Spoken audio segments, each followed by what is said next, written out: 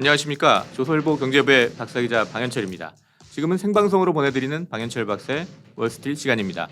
매일 아침 8시 글로벌 경제 신호등이자 알람식인 월스트리트의 주요 이슈를 3가지 포인트로 정리합니다. 그리고 차례차례 이슈를 격파해볼 텐데요. 그럼 8월 17일 화요일 생방송 방현철 박사의 월스트리트를 함께할 분을 소개해드리겠습니다. 대신증권 자산리서치부에서 일하고 계시는 문남중 수석 연구위원님이십니다. 안녕하세요. 네, 안녕하세요. 네. 어제는 그 대체 공휴일 해가지고 네. 연휴가 됐는데요. 네네. 보통 연휴 때는 뭐 어떤 일을 하세요? 예, 저도 좀 쉬고 싶긴 한데 예. 아마 이제 그 증권가에서 일하고 계시는 분들은 좀 비슷할 것 같습니다. 아마 애널리스트 분들은 이제 다음 주를 또 준비를 하셔야 되기 때문에 보통 이제 연휴 전날 회사 출근하셔가지고요. 그 다음 주에 어떤 전략 관련된 리포트 같은 것들을 좀 만드시거나 네. 준비하는 그런 시간을 좀 보내시기 예. 때문에 보통 연휴라고 하면 보통 토요일 정도만 쉬는 네. 그런 일과라고 보시면 될 것 같습니다. 네, 예. 연휴도 편히 쉬지를 네. 못하시네요. 이 시장을 계속 봐야 되니까. 자, 그럼 밤새 월스트리트에서 어떤 일이 있었는지 알아보도록 하겠습니다. 17일 새벽에 끝난 월가 증시에서 다우지수는 0.3%, S&P 500은 0.3% 올랐습니다. S&P 500은 올 들어 49번째 사상 최고치입니다. 이날은 코로나로 타격을 받았던 작년 3월 저점에서 100% 상승한 것입니다. 지수가 100% 오르는데 354일이 걸려서 2차 대전 이후에 가장 빠른 강세장 이런 말이 나옵니다. 한편 나스닥은 0.2% 하락했습니다. 오늘의 월스트리트 3가지 포인트로는 첫 번째, 소비 심리 깜짝 급냉. 두 번째, 테이퍼링은 11월부터. 세 번째, ETF 시장 캐스요도 효과. 이렇게 3가지를 꼽았습니다. 자, 이제 문 팀장님하고 같이 이 3가지 이슈를 가지고 한번 하나하나 차례차례 격파를 해 보도록 하겠습니다.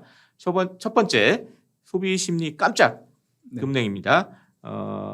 이게 사실 이게 월가에서 오늘 새벽에 끝나는 게 상승장으로 마감은 했지만 시작할 네. 때는 하락장으로 시작했어요. 맞습니다. 처음에 약간 오늘 또 떨어지는 거 아니냐 그렇게 생각했는데 네. 그때 이제 처음에 나왔던 이제 3가지 우려가 네. 있었거든요. 네. 근데 네. 그걸 다 극복을 하고 결국 이제 상승 마감을 했습니다. 네. 그리고 네. 또 아까 말씀드렸듯이 3월 저점보다 S&P 500 같은 경우는 배가 이제 올라가지고 네. 상당히 강세장이 계속된다. 뭐 이런 얘기로 좋은 얘기로 마무리가 됐는데 이제 시작할 때는 3가지 우려가 나왔습니다. 이제 그 3가지 우려가 뭐냐면 첫 번째는 소비 심리의 깜짝 급냉, 두 번째는 중국 경기 둔화 가능성, 세 번째 아프가니스탄의 혼란상 이렇게 3가지입니다. 그래서 이걸 하나하나 한번 장세를 가지고 한번 먼저 얘기를 해보도록 하겠습니다. 소비 심리의 깜짝 급냉 이게 뭐냐면 이제 미시간대라는 데서 이제 소비 심리 지수 네. 이제 집계서 발표하는데 이게 10년 만에 최저치를 이제 기록했어요. 8월달에 70.2로 깜짝 급냉하면서 10년 만에 최저치 기록했는데 이거는 조금 의외인데 네. 좀 왜 그렇다고 좀 시장에서 좀 해석을 하고 있는 거죠? 네. 저는 우선 이제 미국이 지금 5월 말 이후로 이제 네. 미국의 드라이빙 시즌이 진입해 있는 상황이라고 먼저 보시면 될 것 같고요. 또 추가적으로 지금 미국 내에서도 계절적으로 코로나19와 관련된 감염병이 확산될 수밖에 없는 시즌이기 네. 때문에 이 두 가지가 맞물리면서 지금 8월 뭐 미시간대 소비 관련된 지표들 통해서 이제 확인은 됐지만 좀 부정적으로 나오는데 좀 영향을 주지 않았나 그런 생각을 해보고요. 사실 이 3분기, 4분기 올해 하반기 때 발표되는 미국의 경제 지표는 전년 대비하면 증가율 자체가 낮아질 수밖에 없습니다. 왜냐하면 지난해 하반기를 놓고 온다고 하면 기저효과로 인해서 높은 기저였기 때문에 사실 올해 하반기 발표되는 지표들은 증가율 측면에서 당연히 낮아질 수밖에 없는 거거든요. 그렇군요. 예. 근데 이제 시장에서는 이 지표가 부진함에도 불구하고 방향성 자체는 앞으로도 좋아질 거라는 그 기대를 가지고 증시가 좋을 거라고 그렇게 얘기를 좀 하는 뭐 분석들도 일부 있는데 저는 지금 8월달 하반월은 이러한 미국 경제 지표의 부진을 반영해서 증시가 좀 하락 압력을 받을 가능성이 높다고 그렇게 좀 보고 있기 때문에 사실은 지금 발표되고 있는 이런 심리 지표들을 비롯한 지표들이 좀 떨어지는 거에 대해서 그냥 이렇게 흘러 보내기보다는 좀 관심을 갖고 좀 봐야 되는 부분이 있지 않나 생각을 좀 해보고 있습니다. 네. 네. 그 심리 지표는 그렇게 되고, 예. 두 번째 이제 중국의 경기 둔화 가능성 요 얘기도 나왔는데 뭐냐면 이제 7월 소매 매출이 작년보다 8.5% 늘긴 했지만 요거는 이제 전망보다 네. 상당히 낮다. 전망은 11.5%인데 네. 상당히 낮다. 또 산업 생산도 6.4% 늘었는데 전망치 7.8%보다 낮다. 네. 그래서 중국이 이거 경기가 좀 꺾이는 거 아니에요? 요 지표만 그런 게 아니라 네네. 그 지금 전부터 조금씩 좀 안 좋은 네네. 지표들이 네. 나왔잖아요. 그러면서 중국 경기 주춤하면 글로벌 경기도 주춤할 거고 미국만 나홀로 성장 지속하는 게 가능할까? 뭐 이런 얘기가 또 나와요. 요것도 좀 영향이 있는 거죠, 그러니까. 그 미국 지표 얘기해 드릴 때 네. 사실 심리 지표를 얘기 드렸었잖아요. 네. 근데 지금 중국 같은 경우에도 뭐 산업 생산, 소매 판매 이런 것들은 사실 실물 지표에 들어가는 겁니다. 그래서 지금 발표되는 지표 자체가 예상치보다는 좀 낮게 나고 있는 현실인데 이게 중국에 제한돼서 적용되는 게 아니라 사실 미국도 보면 지금 산업 생산, 소매 판매에 관련된 실물 지표가 지금 떨어지고 있는 상황이거든요. 네. 그래서 미국과 중국의 어떤 경제 지표의 어떤 이 흐름들 자체는 지금 비슷한 흐름으로 좀 가고 있다 봐주시면 될 것 같고요. 이 부분들도 보면 결국에는 이제 중국도 계절적으로 이제 코로나19 확산에서 좀 벗어나지 못하고 있는 부분들, 또 전년 대비 증가율로 볼 때 기저효과가 반영되면서 수치가 떨어지고 네. 있다고 좀 봐주시면 될 것 같고요. 음. 중국은 지금 뭐 경제 지표가 예상치보다는 낮게 나오고 있지만 숫자 자체로 놓고 본다고 하면 그렇게 나쁜 상황은 아닙니다. 네. 사실 최근 7월달 중국 증시가 하락했던 걸 보면 이 경제 지표가 지금과 같이 비슷하게 나왔었지만 사실 지표의 영향보다는 정부 규제 영향 때문에 네, 증시가 뭐, 급락을 뭐 했었었는데 핀텍 그 시작해가지고 뭐 사교육 뭐 거기다가 뭐 게임 게임 업체. 업체까지 뭐 네. 규제한다고 네. 그러니까 지금 네. 다 뭐 중국 증시뿐 아니라 홍콩 증시까지 갑자기 급락하는 이런 일이 있었죠. 근데 지금은 또 거의 그 급락하기 이전수까지 다 올라와 있는 상황이기 때문에 네. 사실 이제 중국의 지표가 뭐 예상치보다는 좀 낮게 나올 수 있는 부분들이 있지만 이게 실제적으로 증시에 미치는 영향력은 좀 제한될 수 있다 그렇게 좀 보고 있고요. 네. 오히려 중국 같은 경우에는 상반기 대비하면 하반기 때 그동안에 이제 중국 경제를 견인했던 두 가지 축을 놓고 본다고 하면 수출은 견조했지만 소비는 정부 의도와 달리 좀 부진한 부분들이 있었습니다. 하지만 네. 하반기 때부터는 중국 내 고용 시장이 좀 좋아지면서 이런 부분들이 소비 지표 증가에 영향을 줄 수 있기 때문에 아마 하반기 때는 소비가 중심이 돼서 중국 증시가 좀 상승하는데 영향을 줄 수 있기 때문에 이 부분에 좀 초점을 두시고 네. 중국에 대해서 좀 경제 지표나 증시를 좀 바라보시면 좋겠다 생각을 하고 있습니다. 또 이날 영향을 줬던 세 번째 이제 불안감, 혼란 뭐 이런 거는 아프가니스탄의 혼란상인데 사실 이제 그냥 이게 무슨 증시랑 무슨 관계가 있겠느냐라고 생각할 수는 있겠지만 일단 TV 화면에서 보여지는 화면들이 네. 충격적이잖아요. 그러니까 미국에서도 다 그 증시 보면서도 그 화면 네네. 보면서 다 네. 이 얘기를 하더라고요. 네. 방송에서. 네. 그러니까 미군이 철수한 다음에 탈레반이 이제 바로 정권을 장악하고 뭐 카불 공항에서는 뭐 난리가 난 거죠. 네, 탈주행렬이. 뭐 그러니까 이게 약간 심리에도 영향을 미칠 것 같고 또 거기서 끝나는 게 아니라 월가에서는 바이든 대통령이 좀 정치적인 좀 타격을 받고 어떤 인프라 투자 법안 통과도 좀 힘들어지지 않냐 뭐 이런 얘기까지 나온다고 그러는데 요건 어떤 심리적으로 좀 영향이 있을까요? 아무래도 이거는 오늘 마감한 네. 미국장 흐름이 이미 답변을 해줬다 저는 보고 네. 있습니다. 그래서 뭐 시장이 뭐 이제 장이 시작하기 전까지는 이런 부분들 반영해서 좀 약세를 보이긴 했었지만 네. 결국에는 이제 지표 간 차별화는 있지만 그래도 뭐 생각보다 그래도 견조하게 마감을 했기 때문에 앞으로 이제 아프가니스탄 관련된 이런 지정학적 리스크는 사실 미국 증시를 흔들리는데 큰 영향을 주긴 어렵다고 그렇게 좀 보고 있고요. 네. 이거는 과거에도 보면 이 뭐 중동 지역의 정세에 따라서 사실 이런 어떤 일시적인 변동성을 키울 만한 이벤트들은 있었지만 단기간에 거의 대부분 또 끝나는 부분들이 확인됐던 부분들이 있기 때문에 아마 이번 주에 뭐 이런 진영학적 리스크가 크게 영향을 주지는 않을 것 같고요. 결국에는 바이든 행정부가 지금 현재 추진하고 있는 이제 정책 이반과 관련해서 공화당과의 어떤 논의 과정에서 좀 타협을 볼 가능성이 좀 낮아질 수 있는 노이즈가 커질 수 있는 부분들이 있기 때문에 이 부분에 좀 초점을 두고 좀 봐야 되지 않나 생각을 하고 있습니다. 예. 오늘 이제 새벽에 끝났던 시장에서 나왔던 세 가지 우려를 좀 같이 점검을 해봤고요. 근데 결국은 마지막에는 상승으로 마감하면서 이게 세 가지 우려가 그냥 우려로만 네. 끝난 것 같습니다. 자, 이번 주에는 이제 소매업체, 대형 소매업체들의 실적 발표가 있죠. 그러니까 월마트, 홈디포, 타깃 뭐 이렇게 해서 대형 소매업체들의 실적 발표가 있는데 이게 아마 이제 첫 번째 그 소비 심리 하락하고 좀 약간 연관이 될 것 같아요. 소비 심리 지금 얘기지만 요건 사실 2분기 얘기라서 네. 조금 좀 지난 얘기긴 하지만 그래도 얼마나 인제 미국 소비가 좀 견조한가 뭐 이런 걸 좀 확인할 수 있는 그런 계기가 될 수 있을 것 같습니다. 그러니까 소매 업체들의 실적 발표도 한번 네. 좀 주목해서 봐야 할 것 같습니다. 자 이렇게 해서 이제 첫 번째 이슈 소비 심리 깜짝 급냉 이 이슈를 가지고 마무리를 하고요. 이제 두 번째 포인트로 한번 넘어가도록 하겠습니다. 두 번째는 테이퍼링은 11월부터 뭐 이런 얘기인데 뭐냐면 이제 월스트리트 저널이 상당히 재밌는 기사를 네. 냈어요.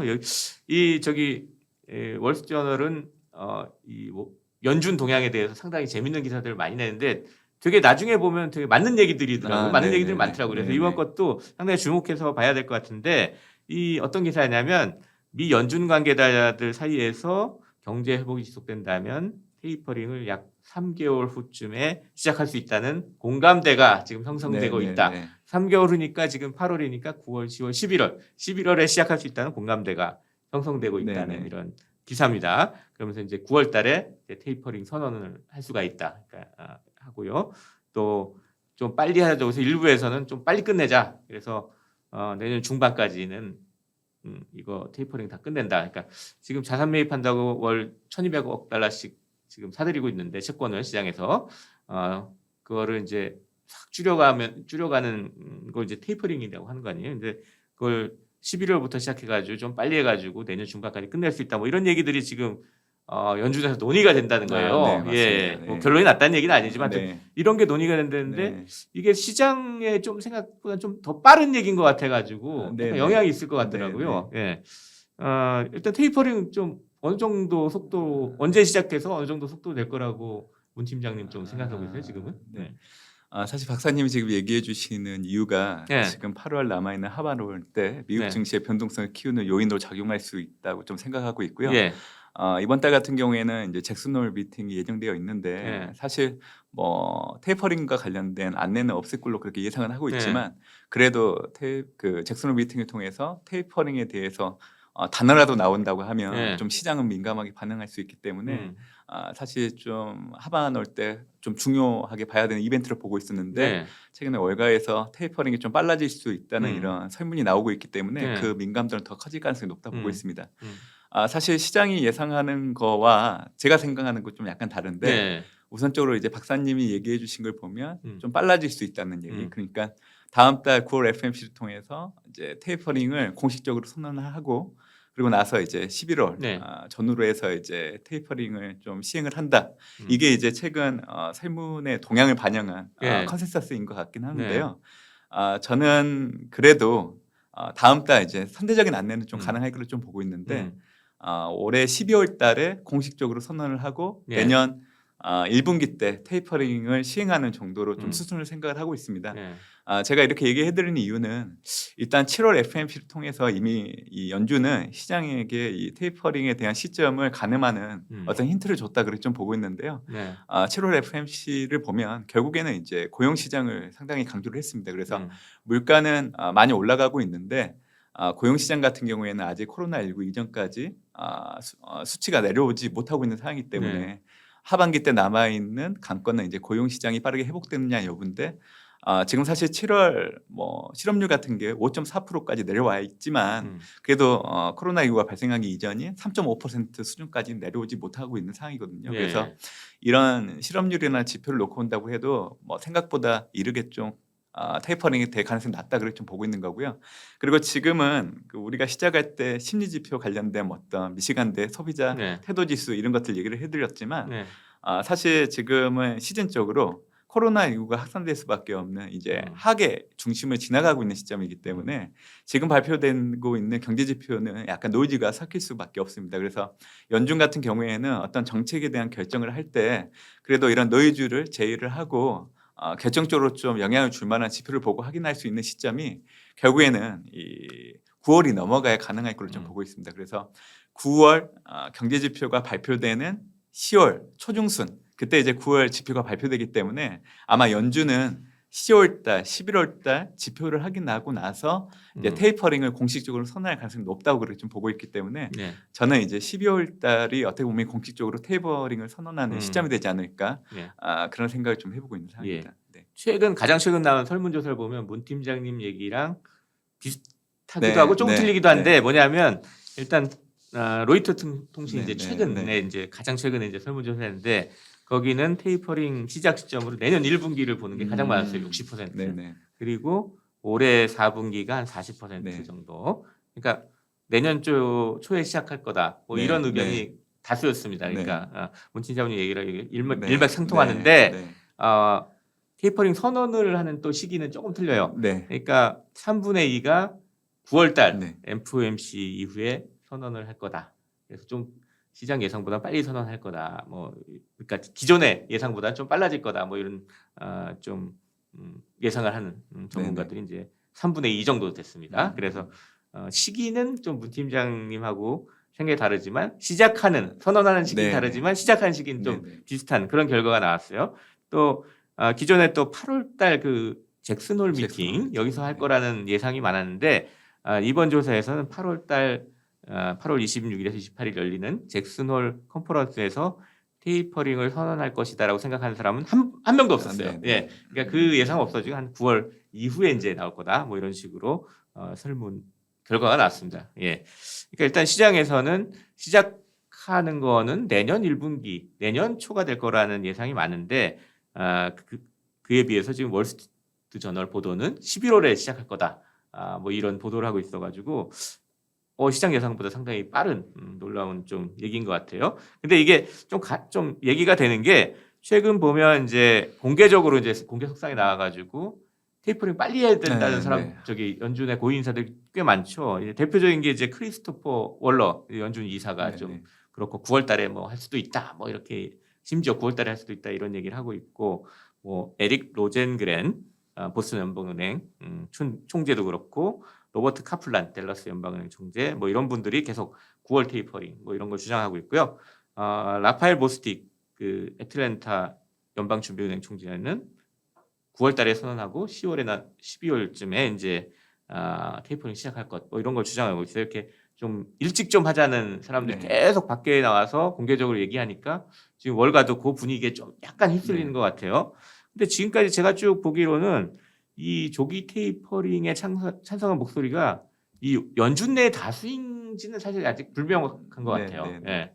왜냐하면 이제 좀 영향력이 크신 분들 연준에 영향 크신 이제 네이얼 레이너드 이사 네. 이분 같은 경우에는 어떻게 얘기하냐면 계약하고 9월 지표 다 보고 난 다음에 얘기할 수 있을 거다 네, 네. 이렇게 얘기하니까 맞습니다. 방금 문 예, 팀장님 예. 얘기하신 네, 이 네, 맥락이에요. 9월 지표는 10월 네, 초나 나올 테니까 맞습니다. 그거 다 보고 하면 11월이나 논의해서 네, 얘기할 네, 수 네, 있다 네, 이런 네. 얘기니까 네, 네. 문 팀장님 얘기랑 이렇게 네. 일맥상통하는 네. 얘기를 하고 있는데 이분이 사실 지금 연준 내부에 상당히 영향이 크다고 지금 알려져 있거든요. 네. 레이얼 그 블레이너드 이사가 그러니까 요쪽 얘기가 오히려 저는 좀 예, 맞을 저도- 것 같은데 네. 하여튼 네. 신문 저기 월스트리트 저널 보도는 11월 달 얘기를 해서 약간 네, 좀 네.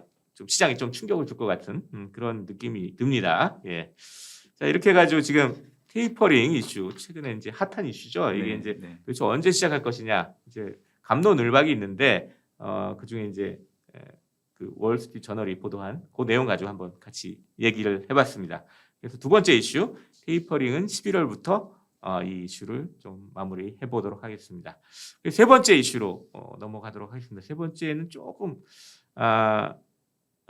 월가에서 좀 최근에 또 화제가 되는 얘기인데 뭐냐면 이제 ETF 시장 캐시 우드 효과 뭐 이런 얘기입니다. 네. 어떤 얘기냐면 JP 모건 상당히 큰 자산 운용사죠. 예.